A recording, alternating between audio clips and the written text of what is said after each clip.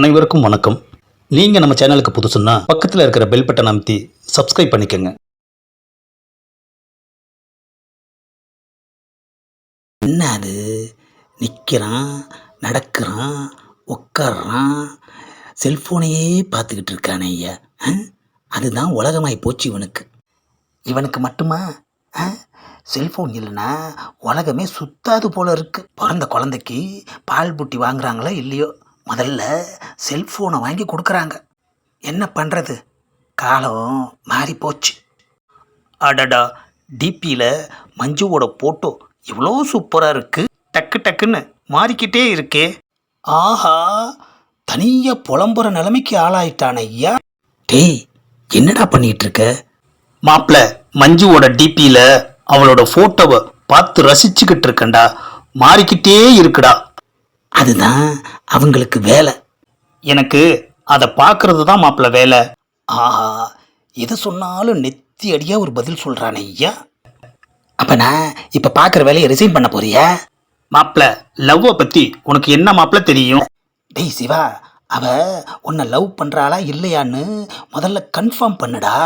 அதுக்கப்புறம் இதெல்லாம் பார்த்து ரசி. தேவையில்லாமல் எல்லாத்தையும் ரசிச்சுட்டு நாளைக்கு அவள் டாட்டா கட்டிட்டு போயிட்டா என்ன பண்ணுவ? என்ன மாப்பிள்ள இப்படி பேசுகிற? ஆஹா, கொஞ்சம் அதிகமாக சத்தம் போட்டோமோ, அவன் ஏதாச்சும் கொண்டு வந்தால் கொடுக்க மாட்டானே ஐயா. டேய் சிவா, யாராண்ணா?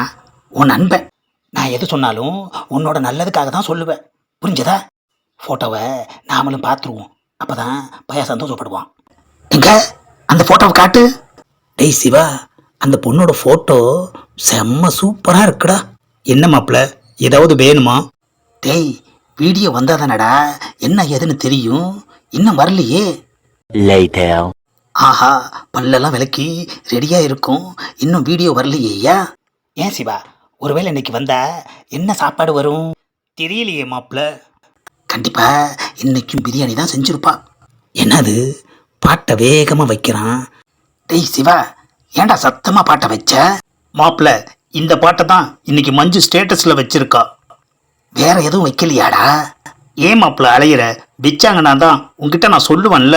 கிளம்பு மாப்பிள்ள, போய் ஆளுக்கு ஒரு டீயை போட்டு வருவோம். ஒருவேளை சஸ்பென்ஸாக ஏதாவது கொண்டு வருவாளோ? வரட்டும் வரட்டும்.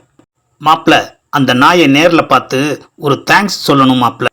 அந்த நாய் கடிச்சதுக்கப்புறம் தான் மாப்பிள்ள என் லைஃப்பில் ஒரு மாற்றமே வந்திருக்கு. அவன் நாய் கடிச்சா படாத பாடுபடுவான். ஆனால் இங்கே இவன் எவ்வளோ ஜாலியாக இருக்கான். நாய் கடித்த மாதிரியே தெரியலையா? இந்த பதிவை லைக் பண்ணுங்கள், ஷேர் பண்ணுங்கள், மறக்காமல் சப்ஸ்கிரைப் பண்ணுங்கள்.